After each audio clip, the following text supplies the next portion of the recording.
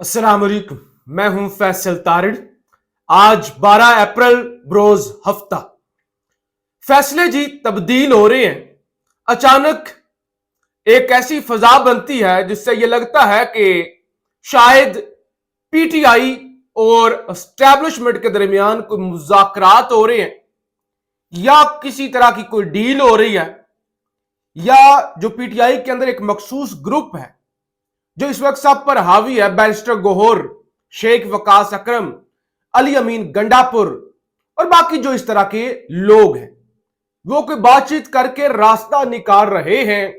वो एस्टैब्लिशमेंट से मजीद लड़ाई नहीं चाहते, या वो इस नतीजे पर पहुंच चुकी हैं कि हम एस्टैब्लिशमेंट से जीत नहीं सकते, लिहाजा यही हल है कि तरला मिन्नत पांव पड़ा जाए, जो वो कहते हैं वो करते जाएं।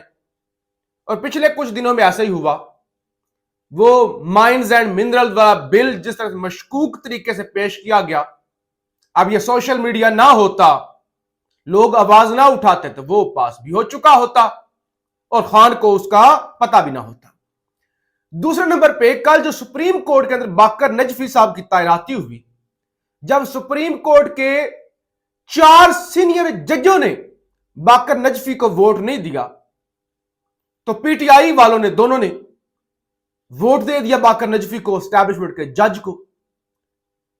फिर जब इस वक्त की जरूरत है कि खान पिछले 2 सालों से जेल में है तकरीबन, होना तो ये चाहिए था कि सब पीटीआई वाले कहते कि देखिए लड़ाइयां आपस के जो मामला था बाद में देखेंगे, भैया मुश्किल वक्त, अभी चाहिए आजादी।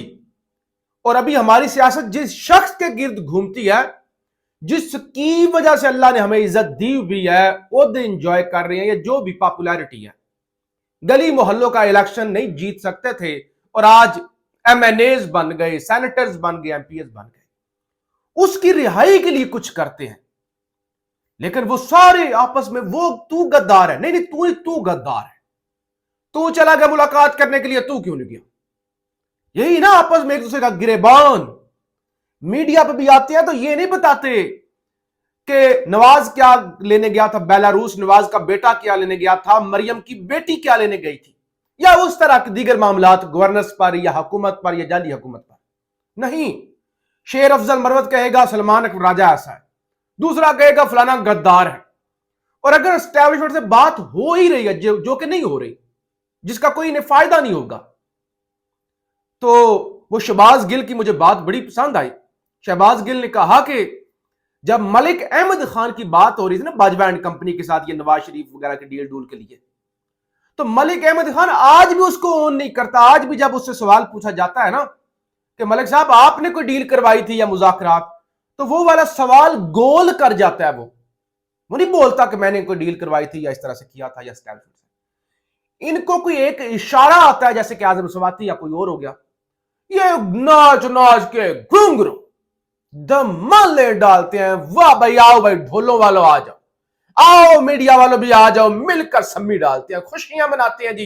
एस्टैब्लिशमेंट की तरफ से इशारा आ गया है, अब देखना खान को मैं रिहा करवाऊंगा। दूसरा कहता है मैंने कहूंगा, तीसरा कहता है खान ने मुझे कहा था जो तरीका है आजमा दो, जाओ जाके आसिम मुनीर साहब के साथ बात करो, तरला करो, जिसकी सिफारिश इस्तेमाल करनी है करो। और खान से जब पूछा जाता है, खान कहता है अगर मैं इतना ही मतलब मुझे होता कोई जेल में रहने का, तो फिर मैं जेल जाते ही क्यों, पहले दिन ही मैं पांव पाड़ जाता मिन्नत कर लेता। तो ये एक सिलसिला आपको बताने का मकसद ये है कि जब पीटीआई के अंदर इत्तेहाद की जरूरत है, खान की रिहाई, और रमजान भी गुजर गया, ईद भी गुजर गया, तहरीक चलाना, एक तरफ मुराद सईद लगे हुए, और जाहिर है आप मुराद सईद जाने और उनका काम जाने, वरना कोई चीजें नजर नहीं आ रही। मैं आपको बताता हूं हो क्या रहा है। पहली खबर जरा जरदारी साहब के हवाले से आपके सामने रख लूं। सदर जरदारी को रात को अचानक अस्पताल से डिस्चार्ज कर दिया गया। कि कल ही खबर आई थी कि सदर जरदारी साहब का जो कोरोना टेस्ट है वो मनफी आ गया है, उनकी फिजियोथेरेपी हो रही है और अगले कुछ दिन वो अभी अस्पताल के अंदर ही रहेंगे। लेकिन रात को अचानक उन्हें अस्पताल से डिस्चार्ज कर दिया गया। और दूसरी तरफ पीपल्स पार्टी के हवाले से खबर यह है कि पीपल्स पार्टी की जानब से नहरों के मामले पर मुजाहमत के बाद नैब सिंध और खुसूसन कराची एक्टिव हो गया है। करप्शन के खिलाफ तहकीकात शुरू हो गई हैं। वो फरतुल्लाह बाबर साहब को नोटिस भी गया था एफआईए। اب پیپلز پارٹی کے خلاف نیب تو آپ کو پتا ہے نا، وہ گچی مروڑتا ہے، گردنیں مروڑتا ہے، بازو مروڑتا ہے، استعمال کیا جاتا ہے مشکل جب کسی پارٹی کو دکھانا ہو کہ اوقات میں رہو، حد میں رہو۔ تو اب پیپلز پارٹی، کیونکہ حالانکہ پیپلز پارٹی مانی ہوئی ہے، کوئی اعتراض نہیں انہیں، لیکن وہ لوگ کھڑے ہو گئے، شعور آ گیا لوگوں کے اندر، پورا سندھ کھڑا ہو گیا ہے۔ سندھ تو کیا، پنجاب کے اندر لوگ آواز اٹھا رہے ہیں، بلوچستان کے اندر، کے پی کے اندر، پورے پاکستان کے اندر۔ تو اب پیپلز پارٹی کو پیچھے ہٹنا پڑ گیا ہے، اور اب آپ ایسے پیچھے تو نہیں ہٹ سکتے فائدے لے لے کے۔ تو اب نیب ایکٹیو ہو گیا، شکنجا کسا جا رہا ہے کہ بھائی اگر آپ نے چلاکی کی نا، جیسے آپ سائڈ پہ ہو گئے، وہ زرداری صاحب چپ کر کے ہسپتال بیٹھ گئے، اور بلاول صاحب نے کہا میں تو نجی دورے پہ دبئی جا رہا ہوں 10-15 دنوں کے لیے، تو لہٰذا اب شکنجا کس دیا گیا۔ دوسری طرف جی ایچ کیو حملہ کیس کی، آج وہ جو گیٹ پر حملے کی کیس تھا، 120 سے زائد ملزمان، اور اس کی سماعت اڈیالہ جیل کے اندر ہونی تھی۔ کل خبر بھی آئی تھی، ثاقب بشیر صاحب سینئر رپورٹر ہیں، انہوں نے خبر دی تھی، ہم نے وی لاگ بھی کیا تھا کہ، اور نوٹس بھی جاری ہوئے تھے جیل سے، وہ دوسرے آپ کے عدالت سے، کہ کل جناب سماعت ہونے جا رہی ہے، 120 جو ملزمان ہیں وہ سارے کے سارے آئیں، اور اڈیالہ کے اندر جی سماعت ہوگی۔ تو ظاہر پابندیاں، اب وہ لوگ جا سکتے تھے، خان کا پیغام آ جانا تھا، ملاقاتیں شروع ہو جانی تھی، سب کچھ ہو جانا تھا، صحافیوں نے جانا تھا عدالت کے اندر اور جیل کے اندر۔ لیکن آج اچانک بتایا گیا کہ نہیں جی، وہ اڈیالہ جیل کے اندر سماعت نہیں ہوگی، بلکہ انسداد دہشت گردی عدالت راولپنڈی کے اندر سماعت ہوگی۔ اور اب یہ خبر آ گئی ہے کہ سماعت ہوئی ہے، مختصر سماعت ہوئی ہے، اور بغیر کسی کاروائی کے 16 اپریل تک جی ایچ کیو حملے کی جو سماعت تھی وہ ملتوی کر دی گئی ہے۔ اب میں آپ کو بتاتا ہوں مراد سعید کیا کر رہے ہیں، یا علیمہ خان کی جانب سے کیا خبر آئی ہے، کیا بیان آیا ہے۔ اس سے پہلے ایک اور خبر سن لیں۔ ARY نیوز کی خبر ہے کہ لیگی رہنما خرم بٹ نے نوبل انسٹیٹیوٹ ناروے کو بانی پی ٹی آئی کے خلاف دستاویزی ثبوت ارسال کر دیے۔ یعنی عمران خان کو جو آپ نے نوبیل پرائز کے لیے نامزد کیا ہے، تو عمران خان پر پاکستان میں کیسز ہیں، وہ سزا یافتہ ہیں، 190 ملین میں انہیں سزا ہو چکی ہے، یہ ہے وہ ہے، تو وہ سارے ثبوت، یہ ARY ایک ٹچا سا کارکن ہے، نون لیگ کا ٹاؤٹ ہے، میاں نواز شریف کا سیکیورٹی گارڈ ہے۔ انہوں نے پہلے بھی وہ جو آکسفورڈ یونیورسٹی والے چانسلر والا معاملہ تھا، اس وقت سارا یہ گند گند کیا تھا، تو اب ARY ان کی خبر لگا رہا ہے۔ میرا مقصد یہ نہیں ہے کہ یہ عمران خان کی جو ہے وہ نوبیل پیس پرائز کے خلاف سازش کر رہے ہیں یا نہیں، بتانے کا آپ کو مقصد یہ ہے کہ آج سے تقریباً 2 ہفتے پہلے میں نے وی لاگ کیا تھا، میں نے آپ کو بتایا تھا کہ جیو نیوز یہ رپورٹ کر رہا ہے کہ عمران خان کی نوبیل پرائز کے لیے جو نامزدگی تھی وہ فراڈ نکلی، وہ جھوٹ نکلی، ڈائریکٹر نے بڑی تنقید کی ہے اور اس نے نامزدگی مسترد کر دی ہے۔ میں نے آپ کو بتایا تھا کہ انہوں نے کہا، ڈائریکٹر نے کہا کہ نامزدگی کا اعلان ہمارے اعلان سے پہلے کیا گیا، تو لہٰذا یہ ایک طریقہ نہیں، آفیشل طریقہ نہیں، انہوں نے طریقہ کار پر تنقید کی، نامزدگی مسترد نہیں ہوئی۔ آج 2 ہفتے گزر جانے کے بعد ARY کہہ رہا ہے کہ وہ تو عمران خان کی جو نامزدگی ہوئی ہے نا، اس کو سیبوٹاج کرنے کے لیے نون لیگی جو ہے وہ ایکٹیو ہو چکی ہے۔ تو اس کا مطلب یہ ہے کہ نامزدگی تو اپنی جگہ پر موجود ہے۔